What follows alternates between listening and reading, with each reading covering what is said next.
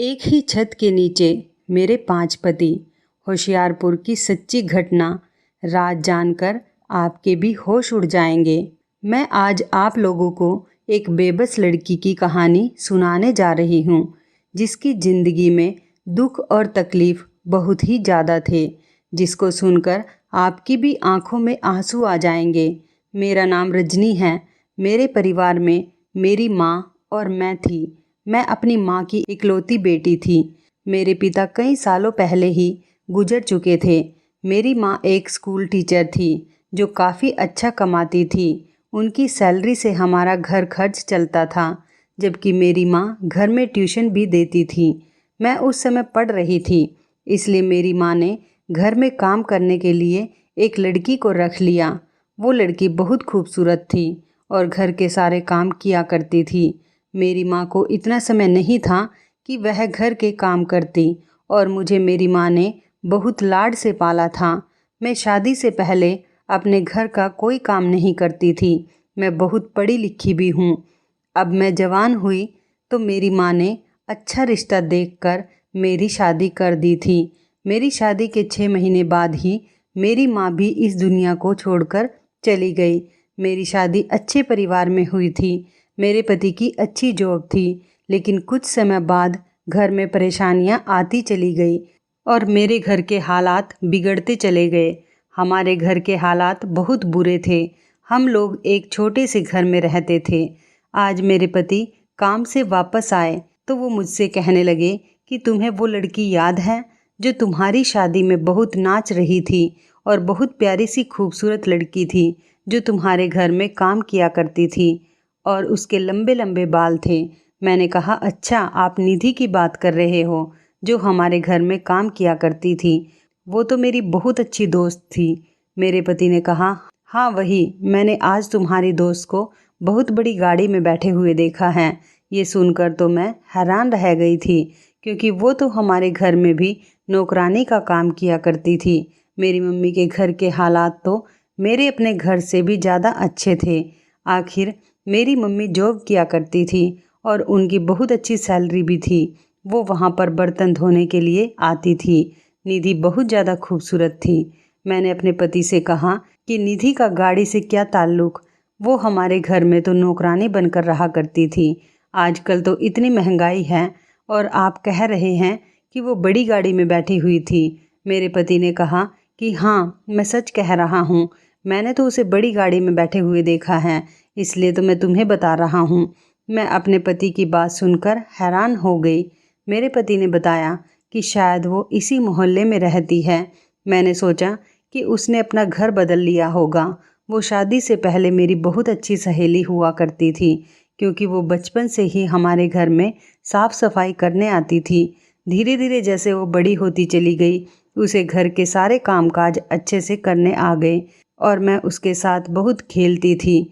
मुझे पता था कि वो हमारे घर में नौकरानी का काम करती है, इसलिए कभी कभी मैं उसे अपनी पुरानी चीज़ें भी दे दिया करती थी, और कभी कभी मुझे अपने ऊपर बहुत घमंड आता था। मैं उसको कभी कभी अपने घमंड में आकर ये भी कह दिया करती थी कि मैंने तुम्हें ये चीज़ दी है, वो चीज़ दी है। अपनी दी हुई चीज़ों को कभी भी मुंह पर नहीं लाना चाहिए। शायद इसी बात की मुझे सज़ा मिल रही थी, लेकिन मैंने सोचा कि ज़रा उससे बात करके तो देखूं और पूछती हूँ कि उसके हालात इतने कैसे बदल गए। लेकिन जब मैं उसके मोहल्ले में गई और मैंने पूछा कि निधि का घर कौन सा है, तो उन्होंने मुझसे कहा कि वो निधि जो लोगों के घरों में काम किया करती है। ये सुनकर तो मैं बहुत हैरान हो गई थी कि अगर वो बड़ी गाड़ी में फिरती है तो वो अभी भी लोगों के घरों में काम करने क्यों जाती हैं, या फिर शायद बहुत ज़्यादा अमीर लोगों के घरों में काम करती होगी। लेकिन जितने भी अमीर घरों में काम कर लो, आपको कोई इतने पैसे तो नहीं देता कि आप उससे अपनी बड़ी सी गाड़ी खरीद सको। मुझे इस बात पर बहुत हैरत हुई थी, ये जानकर कि लोगों के घरों में काम करने वाली लड़की के पास गाड़ी भी है, और मेरा पति जो कि सरकारी नौकरी करते हैं, उसके हिसाब से भी हमारे पास 2 वक्त की रोटी पूरी नहीं हो पाती। हमारे खर्चे तक पूरे नहीं हो पाते, क्योंकि मेरे 4 बच्चे थे और चारों बच्चों के बहुत खर्चे थे। मैं उससे मिलना चाहती थी, लेकिन वह अपने घर पर नहीं थी। पर मैंने उसका घर देख लिया था। जिस औरत से मैंने उसके बारे में पूछा था, उसने मुझे कहा कि वो तो बड़ी अजीब सी लड़की है। आपकी क्या लगती है? क्या आप उसकी कोई रिश्तेदार हो या उसकी कोई दोस्त हो? उसने मुझे जिस तरह से देखा था, अगर मैं उससे कहती कि हाँ मैं उसकी रिश्तेदार हूँ, तो वो कहती कि फिर तो आप भी बड़ी अजीब हो। फ़िलहाल मैंने उससे कहा कि वो मेरी दोस्त हैं और बचपन से ही हमारे घर में काम किया करती थी, मैं उसको जानती हूँ। उसने कहा कि हाँ वो काम तो करती है लोगों के घरों में, लेकिन उसकी हरकतें बहुत अजीब सी हैं। उसके पास बहुत पैसे आ गए हैं, न जाने वो कहाँ से इतने पैसे कमाती है। इतने पैसे होने के बावजूद भी वो लोगों के घरों में काम करती है। वो औरत कहने लगी, मुझे तो लगता है शायद तुम्हारी दोस्त लोगों के घरों से चोरियां करती होगी, तभी तो उसके पास इतने पैसे आ गए हैं। मैंने कहा कि आपको किसी के बारे में ऐसी बात नहीं करनी चाहिए। मुझे अभी पता नहीं था कि निधि आखिर क्या करती है और क्या नहीं करती। वो मेरी दोस्त थी, इसलिए मेरा इतना हक तो बनता था कि अगर कोई मेरी दोस्त की बुराई कर रहा है तो उसको मैं ये बता सकूं कि आप उसकी बुराई करके गलत कर रही हो। उसकी बुराई नहीं कर सकती क्योंकि मुझे भी नहीं पता था कि वह क्या कर रही है। मैं 2 दिन के बाद फिर से उसके घर गई। इस बार तो वो मुझे मिल ही गई थी। वो मुझे देखकर बहुत खुश हुई और मुझसे कहने लगी कि मैं तुम्हें बहुत याद करती हूँ, लेकिन तुम्हें मेरी याद कैसे आ गई? मैंने कहा कि बस आ ही गई तुम्हारी याद। अब तुम ये बताओ कि तुम कैसी हो? वो मुझसे बहुत मुस्कुराकर कहने लगी। मैंने कहा हाँ मैं बिल्कुल ठीक हूँ। वो कहने लगी, मैंने तुम्हें 7 साल बाद देखा है। मैंने उससे कहा कि क्या बताऊँ यार, बस बच्चों में घिर कर रह गई हूँ। 4 बच्चे हैं मेरे पास, इसलिए हमेशा उनमें बिजी रहती हूँ। आज बड़ी मुश्किल से तुम्हारे लिए वक्त निकाल कर आई हूँ। आज मेरे पति की छुट्टी थी, इसलिए बच्चों को उनके पास छोड़कर आई हूँ। कहीं लेकर जाती हूँ तो बहुत ज़्यादा तंग करते हैं, इसलिए बच्चों को घर ही छोड़कर आई हूँ और सोचा कि तुम्हारे साथ थोड़ी गपशप भी हो जाएगी। उसने कहा कि अब अंदर आ जाओ। जैसे ही मैं घर के अंदर आई तो मैं हैरान रह गई कि उसके घर के हालात तो मेरे घर के हालात से भी बहुत अच्छे थे। उसके घर में एक बड़ी सी एलईडी लगी हुई थी और एक एसी भी लगा हुआ था। मैंने कहा कि ये सब कुछ क्या है? मैं तो तुम्हारा घर देखकर हैरान ही रह गई हूँ और मैंने सुना है कि तुम अभी भी लोगों के घरों में काम करती हो। मैं बहुत सोच समझकर बोल रही थी कि कहीं निधि को मेरी किसी बात का बुरा ना लग जाए। कभी वो ये सोचने लगे कि ये मेरी दोस्त होते हुए भी मेरे ऐशो आराम से जल रही है या फिर खुश नहीं है। कभी वो ये सोचने लगे कि तुम तो नौकरानी हो और तुम लोगों के घरों में काम करती हो, फिर भी तुम्हारे पास इतना पैसा कैसे आ गया कि तुम्हारे घर में हर चीज़ अवेलेबल है। मैंने बस इतना कहा कि तुम काम तो अभी भी नौकरानी का ही करती हो ना, फिर तुम्हारे पास इतने सारे पैसे कहाँ से आए? या फिर तुम किसी बहुत अमीर घर में नौकरी करती हो? तब उसने मुझे अपनी कहानी सुनाई और ऐसी बात बताई कि मैं तो हैरान ही रह गई। वो कहने लगी कि मैं एक ही घर में काम करती हूँ और मैंने अपनी कमाई से ही ये सब कुछ किया है। निधि मुझसे कहने लगी कि तुम्हारी माँ बहुत अच्छी थी। मैं उनको अपनी माँ की तरह ही समझती थी। उन्होंने भी मुझे हमेशा बेटी जितना ही प्यार दिया। जब तुम्हारी शादी के बाद तुम्हारी माँ इस दुनिया से चली गई, उसके बाद तुम तो अपनी ज़िंदगी में बिजी हो गई थी, पर मेरी ज़िंदगी में तो कुछ भी बदलने वाला नहीं था। तुम्हें तो पता है मैं बचपन से ही अनाथ हूँ, मेरा अपना कोई भी नहीं है। मैं बस इसी तरह से लोगों के घरों में काम करती रही और फिर मुझे एक बहुत ही अमीर घर में काम करने के लिए नौकरी मिल गई। वो एक बहुत बड़ी हवेली है जहाँ पर 4 भाई रहते हैं और उनकी माँ है। पिता उनके काफ़ी सालों पहले ही गुजर चुके थे, इसलिए पूरे घर में माँ की ही हुकूमत चलती है और उन्होंने ही अपने बेटे की शादियाँ भी अपनी मर्जी से करवाई थी। और सबसे अजीब तो ये है कि चारों भाइयों के पास अभी तक कोई औलाद नहीं है, क्योंकि उनकी माँ ने उनकी शादियाँ अपनी बहन की चारों बेटियों से करवा दी। जिन मैडम के घर में मैं काम करती हूँ, उनकी बड़ी बहन की ख्वाहिश थी कि वो अपनी चारों बेटियों की शादी अपनी छोटी बहन के बेटों से कर दें। वो लोग बहुत अमीर और पढ़े लिखे लोग हैं, जबकि चारों बहुएं भी बहुत पढ़ी लिखी हैं। इसलिए उन्होंने अपनी बहन का कहा नहीं टाला और अपनी बहन की बेटियों को अपनी बहू बना लिया। और तुम कभी उनके बेटों की पत्नियों को देखोगी तो तुम हैरान रह जाओगी। उनके चारों लड़के देखने में बहुत स्मार्ट हैं और वो चारों बहनें जो उनकी पत्नियां हैं वो तो बहुत ही काली हैं, जिनको देखने का भी दिल ना करे। मैंने उससे कहा कि ऐसा भी होता है। वो मुझसे कहने लगी, हाँ होता है। बड़ी मैडम ने अपनी बहन को ज़बान दी थी और उनके ख़ानदान में ज़बान को बहुत अहमियत दी जाती थी। इसलिए उन्होंने अपनी बहन की चारों बेटियों को अपने घर की बहू बना लिया और वो चारों ही ना किसी काम की हैं और ना ही किसी को खाना बनाना आता है और ना ही किसी के अंदर कोई अकल है। पढ़ी लिखी तो सब हैं और डिग्रियां भी सबके पास हैं, लेकिन आता जाता किसी को कुछ भी नहीं है। मैंने निधि से कहा कि निधि, क्या वो लोग तुम्हें ज़्यादा पैसे देते हैं? उसने मुझसे कहा कि हाँ, वो लोग मुझे 40,000 रुपये महीना देते हैं। उनका घर बहुत बड़ा है, इसलिए उस घर के काम भी बहुत ज़्यादा होते हैं और इतने बड़े घर का काम करने के लिए हर कोई नौकरानी राजी नहीं होती। मैंने उससे कहा कि तुम 40,000 रुपये महीना कमाती हो, तुमने इतना सब कुछ कैसे कर लिया? मुझे अभी भी निधि की बात समझ में नहीं आ रही थी। निधि मुझसे कहने लगी, क्या तुम मेरा राज जानने के लिए ही यहाँ आई हो? मैंने कहा, हाँ, मुझे भी तो बताओ अपने बारे में। मैं तुम्हारे बारे में जानना चाहती हूँ, फिर मैं तुम्हारी दोस्त हूँ। मैंने उसको बताया कि मेरे पति सरकारी नौकरी करते हैं, ज़्यादा अच्छी पोस्ट पर नहीं हैं, लेकिन सरकारी नौकरी में फ़ायदे तो होते ही हैं। फिर भी हमारा घर ठीक से नहीं चलता, बहुत तंगी के बाद गुजारा करना पड़ता है, बहुत मुश्किल हो जाती है। बच्चों का खर्च भी पूरा नहीं होता। एक तरफ बच्चों का खाना पीना और दूसरी तरफ बच्चों की पढ़ाई की चिंता लगी रहती है। स्कूल ट्यूशन की फ़ीस में भी काफ़ी दिक्कत आती है। ज़िंदगी में कोई खुशी नहीं रही है और ज़िंदगी में कोई सुकून भी नहीं है। निधि मुझसे कहने लगी, जब तुम यहाँ से जाओगी तो तुम्हारी ज़िंदगी में भी खुशियाँ आ जाएंगी और सुकून भी। मैंने उससे कहा कि क्या मतलब है तुम्हारा? मैं समझी नहीं। उसने मुझसे कहा, मैं तुम्हें बाद में समझा दूंगी, पहले इधर आओ, मैं तुम्हें कुछ बताती हूँ। वह मुझे एक कमरे में ले गई, शायद वो उसका बेडरूम था। बेडरूम में भी बहुत अच्छा और महंगे वाला फर्नीचर पड़ा हुआ था और उधर भी एक बड़ी सी एलईडी लगी हुई थी और एक तरफ बहुत बड़े और खूबसूरत सोफ़े पड़े हुए थे। कमरे की डेकोरेशन कमरे की खूबसूरती को बढ़ा रही थी और उसके घर में हर तरह की फैसिलिटीज़ मौजूद थी। मैं उसके कमरे को और पूरे घर को देखकर काफ़ी खुश हुई। उसके कमरे में हर तरह की कीमती चीज़ें मौजूद थी।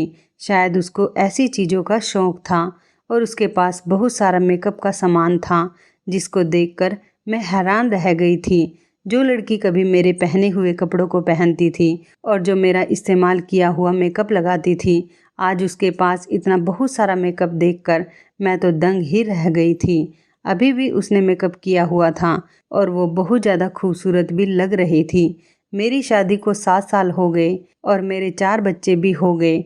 उसको 7 साल बाद देखने के बाद भी ऐसा लग रहा था कि जैसे वो अभी पहले की जैसी हैं। जब औरत माँ बनती है और गृहस्थी में पड़ जाती है, तभी उसकी हालत थोड़ी बहुत ख़राब हो जाती है, वरना जिन औरतों को घर गृहस्थी की टेंशन नहीं होती, उन पर शायद कोई फ़र्क नहीं पड़ता। वे एक एल्बम उठाकर लेकर आए और कहने लगी कि तुम इसको देखो, फिर मैं तुम्हें बाकी की बात बताऊंगी। जब मैंने एल्बम खोलते ही उस एल्बम के पहले फ़ोटो को देखा तो मेरे कदमों तले से ज़मीन ही निकल गई थी। उस फ़ोटो में उसके साथ एक आदमी खड़ा हुआ था, जिनकी शक्ल कुछ ज़्यादा अच्छी नहीं थी। वो तो बहुत उम्रदराज आदमी लग रहा था। मैंने निधि से कहा, निधि, तुम्हारी शादी भी हो गई है, अब तुम्हारे पति कहाँ हैं? हो सकता है काम पर गए होंगे। उसने मेरी बात का कोई जवाब नहीं दिया और मुस्कुराने लगी। लेकिन जब मैंने आगे की एल्बम खोली तो उसको देखते ही मेरे कदमों तले से ज़मीन निकल गई थी। दूसरी तस्वीर में भी निधि खड़ी हुई थी और उसके साथ में जो आदमी खड़ा था वो कोई और था। इसी तरह जब मैंने आगे एक और तस्वीर देखी तो उसमें भी निधि के साथ कोई तीसरा आदमी खड़ा हुआ था। उसके बाद जब मैंने चौथी बार तस्वीर को देखा तो उसमें भी निधि के साथ कोई चौथा लड़का खड़ा था। वो बहुत कम उम्र का लड़का लग रहा था। उन चारों आदमियों के साथ एक ही लड़की खड़ी हुई थी, वो थी निधि। मैंने निधि से कहा, निधि ये सब कुछ क्या है? मैं बुरी तरह से हैरान हो गई थी क्योंकि निधि मेरी बात पर हंस रही थी। मैंने उससे कहा कि तुम हंस क्यों रही हो? मैंने उससे कहा कि मुझे तो ये समझ नहीं आ रही कि मैं तुम्हारी इस हरकत पर हंसूं या तुमसे कोई और सवाल करूं। बताओ मैं क्या करूं? ये कैसे हो सकता है? तुम एक साथ 4 लोगों से कैसे शादी कर सकती हो? उसने मुझसे कहा कि मैं ज़रूरत से ज़्यादा चालाक हूँ। दुनिया में 2 ही लोग कामयाब होते हैं, जो पहले से ही ख़ानदानी अमीर होते हैं या फिर वो जो अपनी चालाकी से अपना काम निकालते हैं। मैंने उससे कहा, तुम बातों को कितना घुमा रही हो? जल्दी जल्दी मुझे सब कुछ बता दो ताकि मैं समझ सकूं। ये सब कुछ क्या है? आखिर तुमने एक ही वक्त में 4 लोगों से कैसे शादी की है? ऐसे तो हो ही नहीं सकता था। लेकिन निधि तो सस्पेंस पर सस्पेंस क्रिएट किए जा रही थी। उसने मुझसे कहा कि तुम इतने दिनों बाद मेरे घर आई हो, तुम बैठो, मैं तुम्हारे लिए कुछ खाने पीने का लेकर आती हूँ और फिर मैं खाते खाते तुम्हें सब कुछ बताऊंगी। मैंने कहा, नहीं, मुझे सब कुछ बता दो जल्दी से, अब मुझसे और सब्र नहीं हो रहा। मेरी इस बात पर वो हंसने लगी और किचन में चली गई। थोड़ी देर के बाद जब वो वापस आई और खाने का सामान लेकर आए तो वो देखकर तो मेरे होश ही उड़ गए थे। वो चाय के साथ काफ़ी सारी वैरायटीज़ का नाश्ता भी लेकर आई थी। पिज़्ज़ा, नमकीन, बिस्किट, फ्रूट्स, ड्राई फ्रूट्स और ना जाने कितनी तरह के आइटम्स वो लेकर आई थी। मैंने उससे कहा, ये सब कुछ क्या है? मैं इतना सब कुछ तो नहीं खा सकती। तो वो कहने लगी कि जितना खाया जाए खा लो, बल्कि तुम जी भर के खा लो। आखिर तुम इतने दिनों के बाद मेरे घर पर आई हो। अब पता नहीं तुम दोबारा कभी मेरे घर आओगी भी या नहीं। और खाते खाते मैं तुम्हें अपनी कहानी बताती हूँ।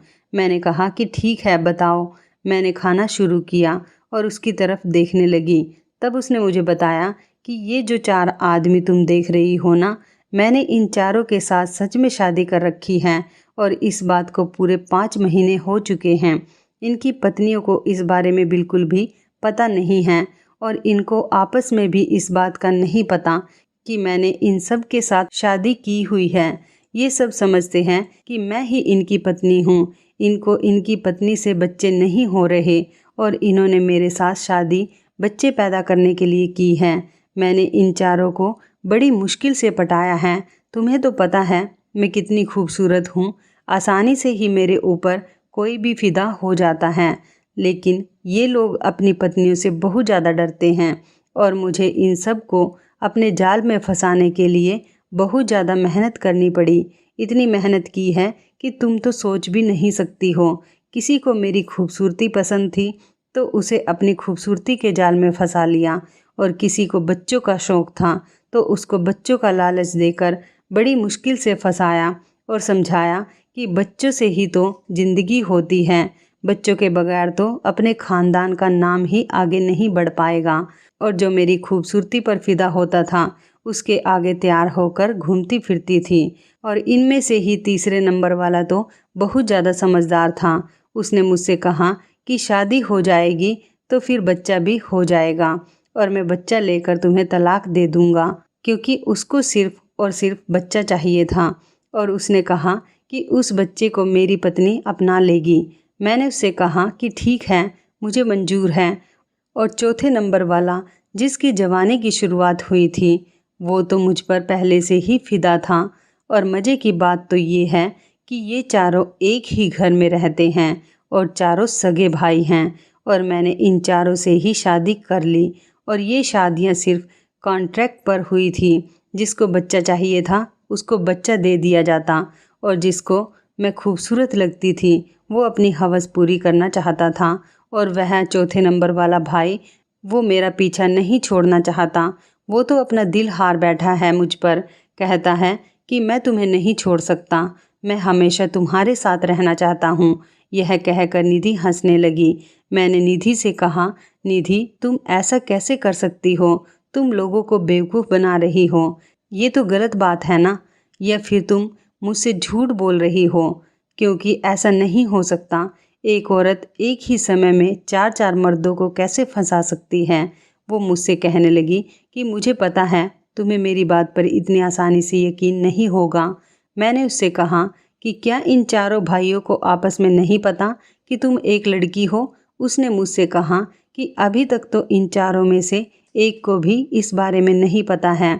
मैंने उससे कहा तुम ये सब कुछ करके क्या करोगी। वो मुझसे कहने लगी मैं किसी को बेवकूफ़ नहीं बना रही हूँ, तुम मेरी पूरी बात सुनोगी तो तुम्हें सब कुछ पता चल जाएगा। मैं सोचने लगी कि आखिर पूरी बात क्या हो सकती है, आखिर ये सब का क्या मतलब हो सकता है। ये औरत जो कुछ भी कर रही है वो पूरी तरीके से गलत था और किसी भी तरह से ठीक नहीं हो सकता था। आखिर ये मुझे आगे क्या बताने वाली है। इससे पहले कि वह मुझे पूरी बात बताती, उसको किसी की कॉल आ गई और वो उससे बातें करने में बिजी हो गई। उसको बातें करते हुए 1 घंटा हो गया था। मैं बोर बैठी हुई इधर उधर देख रही थी। मुझे अब घर वापस भी जाना था क्योंकि मैं काफ़ी लेट हो चुकी थी। जब उसने फ़ोन रख दिया तो मैंने उससे कहा कि अब मुझे जाना होगा। उसने मुझसे कहा कि तुम मेरी पूरी बात तो सुन कर जाओ। मैंने निधि से कहा कि फिर कभी सुन लूँगी, मेरे पति बहुत गुस्सा करेंगे।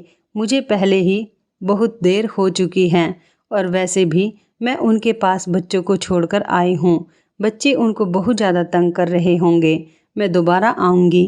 निधि मुझसे कहने लगी चलो जब तुम दोबारा आओगी तो तुम्हारी सारी प्रॉब्लम सॉल्व हो जाएगी। मैंने उससे कहा क्या मतलब है, अगर तुम मुझे दुआ दे रही हो तो सच्चे दिल से मुझे दुआ देना और मुझे माफ़ कर देना। मैंने तुम्हारे साथ बहुत बुरा किया था। निधि कहने लगी नहीं, मुझे तुमसे कोई भी परेशानी नहीं है। मैंने तुम्हें माफ़ कर दिया और अब तुम्हारी ज़िंदगी बिल्कुल भी बुरी नहीं होगी, सब कुछ ठीक हो जाएगा। मैंने उसकी ये बात सुनकर उसको गले से लगा लिया और बाय बोलकर अपने घर आ गई। घर आई तो मैंने अपने पति को सब कुछ बता दिया और यही मेरी सबसे बड़ी गलती साबित हुई। मुझे अपने पति को नहीं बताना चाहिए था। उन्होंने ये सुनते ही मेरे ऊपर खूब डांट लगाई और कहने लगे कि तुम्हारी दोस्त ऐसी है तो तुम उसके घर अब दोबारा कभी नहीं जाओगी। पता नहीं कल को कुछ उल्टा सीधा हो जाएगा तो उसके साथ साथ तुम्हें भी पकड़ लेंगे। दुनिया में ऐसी भी औरतें होती हैं। और कहने लगे कि मैं तो कहता हूँ कि तुम उन चारों भाइयों की माँ को जाकर बता दो कि वो एक लड़की तुम्हारे चारों बेटों को अपने जाल में फंसा रही है। मेरे पति तो बहुत ज़्यादा गुस्सा हो गए थे और उन्होंने मुझे बहुत सारी बातें भी सुनाई। मेरी माँ ने मुझसे कहा था कि अपने पति को कभी अपने जानने वालों के बारे में मत बताना। सच्चाई जानने के बाद तुम तो शायद उनको माफ़ कर दोगी, लेकिन तुम्हारा पति कभी तुम्हें माफ़ नहीं करेगा और हमेशा तुम्हें उन्हीं लोगों के ताने देता रहेगा। आज मुझे अपनी माँ की ये कही हुई बात याद आ रही थी। मुझे अपने पति को इस बारे में नहीं बताना चाहिए था। मामला रफा दफा करने के लिए मैंने अपने पति से कहा कि नहीं, हमें क्या ज़रूरत है कि हम उसकी बात वहाँ जाकर बताएंगे। बस मैं कभी अब दोबारा उसके घर नहीं जाऊँगी। मेरे पति कहने लगे कि हाँ ठीक है, बस अपना घर संभालो और अपने बच्चों को संभालो। मैं अपने पति से तो नहीं कह पाई, लेकिन अपने मन में सोच रही थी कि मुझे निधि के घर दोबारा जाना होगा। मैं उसके घर दोबारा जाना चाहती थी क्योंकि मैंने अभी निधि से पूरी बात नहीं सुनी थी। मैं अभी उसके बारे में पूरी जानकारी लेना चाहती थी और उसने मुझसे कहा था कि जब तुम यहाँ से जाओगी तो तुम्हारी सारी प्रॉब्लम सॉल्व हो जाएगी। पता नहीं ऐसी क्या बात थी जिससे मेरी प्रॉब्लम सॉल्व होने वाली थी। इसलिए मैं ज़रूर निधि के घर दोबारा जाना चाहती थी, पर मुझे अब उसके घर जाने का टाइम नहीं मिल पा रहा था क्योंकि पहले तो मैं अपने पति के पास बच्चों को छोड़कर चली गई थी। अब मुझे अपने बच्चों को भी साथ लेकर जाना पड़ता, इसलिए मेरे लिए अब उसके घर जाना बहुत ज़्यादा मुश्किल हो रहा था। पर मैं हिम्मत करके अपने बच्चों को निधि के घर लेकर गई। अपने बच्चों से तो मैं आधे रास्ते में ही तंग आ गई थी। वो मुझे हद से ज़्यादा परेशान कर रहे थे। मेरे बच्चे बहुत चंचल थे। कभी दुकान को देखकर कोई चीज़ मांगते, एक का हाथ पकड़ती थी तो दूसरा भाग जाता था। वो बेचारे भी क्या करते, उनको भूख लगी हुई थी।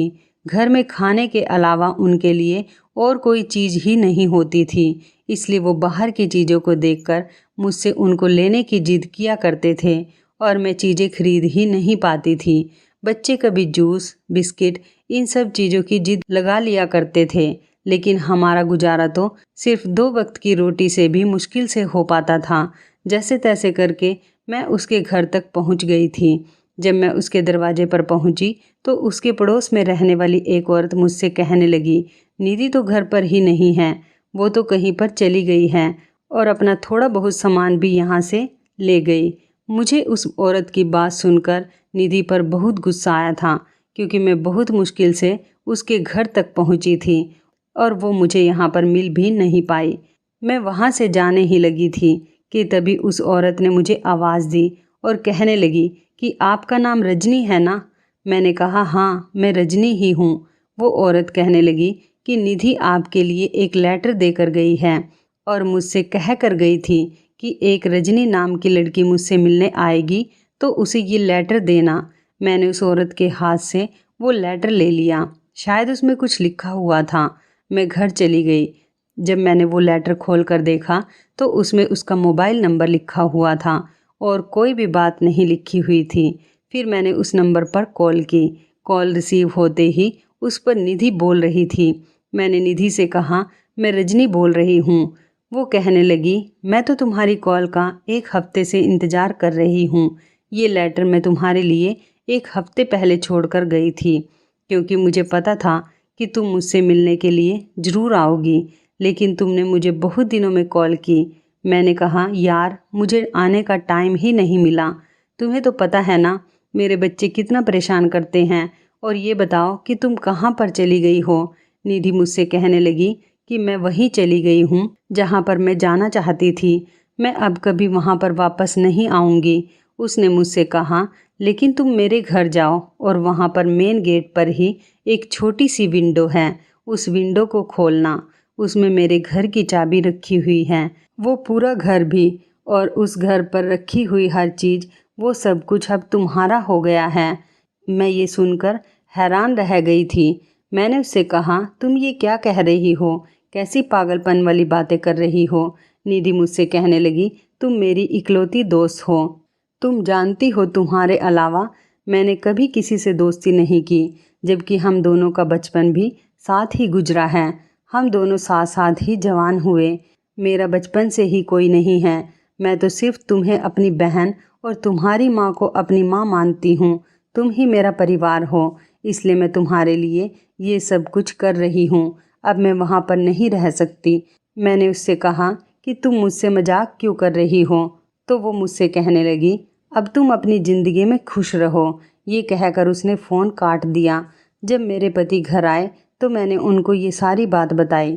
पहले तो उन्होंने मुझे खूब सारी डांट लगाई, क्योंकि मैं उनके मना करने के बावजूद भी उसके घर दोबारा से चली गई थी। और वो कहने लगे कि तुम्हारी दोस्त तुम्हें पागल बना रही है और तुम्हें फंसाना चाहती है ताकि तुम उसके घर में जाओ, और जिन लोगों को धोखा दे रही थी वो लोग तुम्हें पकड़ लें और तुम्हारे बच्चों को भी पकड़ लें और साथ ही मुझे भी जेल भिजवा दें। उसकी बकवास सुनने के लिए भी बिल्कुल तैयार मत होना। ऐसे लोगों पर भरोसा नहीं करना चाहिए।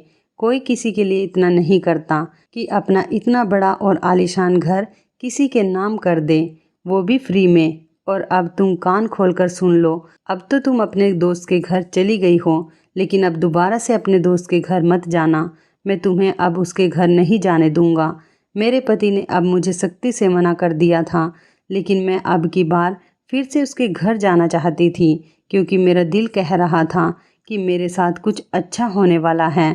इस बार मुझे अपने पति से और भी ज़्यादा सतर्क होकर वहाँ जाना था, क्योंकि वो मुझे बहुत सख्ती से मना कर चुके थे। लेकिन फिर भी मैं अपने पति के घर से बाहर निकलते ही बच्चों को लेकर निधि के घर जाने के लिए निकल गई। जब मैं उसके घर गई तो उसके गेट की विंडो खोली, जिसके बारे में उसने मुझे फ़ोन पर बताया था। तो खोलते ही उसमें तो सच में ही चाबी रखी हुई थी। उस चाबी से मैंने घर का दरवाज़ा खोला। घर का सामान वैसे ही मौजूद था, सिर्फ निधि का अपना सामान नहीं था, जैसे कपड़े, जूते वगैरह। बाकी टीवी, बेड, एसी सब कुछ वहीं का वहीं लगा हुआ था। थोड़ी देर के बाद जब मैं बेडरूम में गई तो वहाँ भी सारा का सारा सामान मौजूद था। निधि ने मुझे फ़ोन पर बताया था कि अब ये घर तुम्हारा है और जबकि घर की चाबी भी मेरे पास थी, जबकि आज पड़ोस के लोगों के लिए तो वो वहाँ से जा चुकी थी। तभी मुझे आइडिया आया कि मुझे इस वक्त अपने पति को यहाँ पर बुला लेना चाहिए। मैंने अपने पति को फ़ोन करके बुला लिया और दोबारा से उसी नंबर पर निधि को फ़ोन मिलाया। अब मैंने निधि से कहा कि तुमने ये सब कुछ मेरे लिए क्यों किया है। जो बात उसने मुझे बताई तो उसको सुनकर तो मेरे होश ही उड़ गए थे। मैं हैरान रह गई थी। उसने मुझसे कहा कि ये घर अब तुम्हारा हो चुका है, और ये बात सच थी। मेरी आंखों में खुशी के आंसू आ गए थे। न जाने ये सब कुछ मेरे साथ कैसे हो गया था। मेरे पति ने पूछताछ की तो पता चला कि जो लोग यहाँ इस घर में रहते थे वो अपना मकान बेचकर यहाँ से चले गए, और ये घर भी उनका अपना ही था, और ये घर अब मेरा हो चुका था। जब मैं निधि के बेडरूम में दाखिल हुई थी तो मैंने देखा कि वहाँ पर सिर्फ सामान ही नहीं बल्कि बेड पर घर के कागजात भी रखे हुए थे, और ये घर मेरे नाम हो चुका था। मेरे पति इस कदर हैरान रह गए थे कि उनकी तो जुबान आनी बंद हो गई थी। उन्होंने निधि को बहुत बुरा भला कहा था और उसके खिलाफ बहुत बातें भी की थी। उन्होंने कहा था कि ये तुम्हारी दोस्त किसी दिन तुम्हें फंसवा देगी, वो बहुत बहुत ख़राब लड़की है। लेकिन अब मेरे पति का सर शर्मिंदगी से झुका हुआ था और मेरी आंखों में खुशियों के आंसू थे, जबकि मेरे अपने घर में तो सिवाय बेड के कुछ भी नहीं था। लेकिन यहाँ पर तो मुझे सब कुछ मिल गया था। निधि ने मुझे फ़ोन पर बताया कि मैं अब तुमसे दोबारा फ़ोन पर बात नहीं कर पाऊँगी, क्योंकि मैं अपना नंबर बंद करने वाली हूँ और आखिरी बार तुमसे फ़ोन पर बात कर रही हूँ। उसने अब मुझे सारी सच्चाई बताई। शुरू से वो कहने लगी कि मैंने उन चारों भाइयों से शादी नहीं की थी, बल्कि उन चारों को बेवकूफ़ बनाकर वो तस्वीर खिंचवाई थी। उसने बताया कि मैंने उन फ़ोटोज़ के लिए बहुत मेहनत की थी और वो सब कुछ झूठ था। तुम्हारी माँ के मरने के बाद मैं बहुत ज़्यादा अकेली हो गई थी। मैं अपनी ज़िंदगी कैसे गुजारती। अब मेरे पास कोई सहारा भी नहीं था। तुम तो अपने घर की हो चुकी थी। मैं कहीं नौकरी करने जाती थी तो लोग मुझे तरह तरह की नज़रों से देखा करते थे। तुम्हें तो पता है मैंने अपनी जवानी में कभी कोई गलत काम नहीं किया था।